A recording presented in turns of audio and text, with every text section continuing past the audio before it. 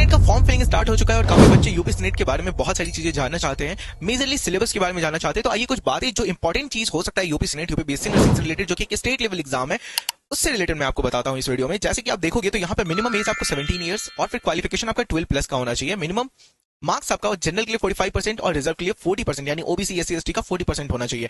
Form की फी आपकी 2000 लगती है। किसके लिए? तो जनरल के अलावा जो बाकी की कैटेगरीज हैं, एससी एसटी ओबीसी, इन सब के लिए। वहीं पे जनरल के लिए आपको 3000 रुपए का फॉर्म फी लगता है। मोड आपका ओएमआर बेस्ड होता है। टोटल क्वेश्चन 120 मार्क्स के होते हैं और टोटल ड्यूरेशन आपको 2 आवर 20 मिनट्स 140 मिनट्स लगता है। ठीक है। मीडियम आपका हिंदी इंग्लिश यानी कि बाइलिंगुअल होता है, कोई नेगेटिव मार्किंग आपका नहीं रहता है। अब इसमें बात करें चैप्टर्स क्या क्या आते हैं सिलेबस, तो फिजिक्स का पूरा 11th का पार्ट आपका यहाँ पे एग्जाम में आता है। ठीक है, जिसमें आपका unit measurement, kinematics, laws of motion, work energy, इन सब के बारे में।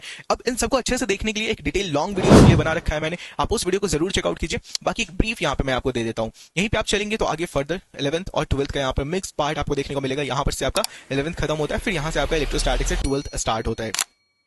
फिर ये पूरा 12th का चैप्टर जो आपके एनसीईआरटी के बुक में आपको देखने को मिल जाएगा। फिर केमिस्ट्री का भी 11th और 12th का पूरा पूरा चैप्टर आपको यहाँ पर देखने को मिलता है। इसी के बाद में फिर हम लोग चलेंगे तो फिर आपको बायोलॉजी में भी 11th का पूरा पार्ट और रिप्रोडक्शन फिर यहाँ पर से 12th स्टार्ट हो जाता है। फिर यहाँ पर आपको 12th का पूरा चैप्टर देखने को मिलता है, जो कि आपको एनसीईआरटी में मिल जाएगा। नर्सिंग एप्टीट्यूड में नर्सिंग से कुछ क्वेश्चन पूछे जाते हैं, जो फंडामेंटल्स ऑफ नर्सिंग होते हैं, मेडिकल सर्जिकल नर्सिंग होते हैं, कम्युनिटी हेल्थ नर्सिंग होते हैं, पेडियाट्रिक नर्सिंग होते हैं, ऑब्स्टेट्रिक एंड गायनेकोलॉजिकल नर्सिंग होते हैं और मेंटल हेल्थ नर्सिंग होते हैं।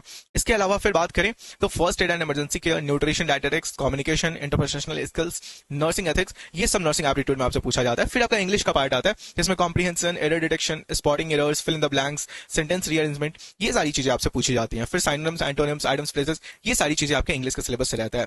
तो उम्मीद करते हैं आपके सारे डाउट्स क्लियर होंगे। फिर भी अगर कोई डाउट है, लॉन्ग वीडियो को चेकआउट कीजिए, वहां पर डिटेल में आपको समझाया है हमने। ठीक है, थैंक यू।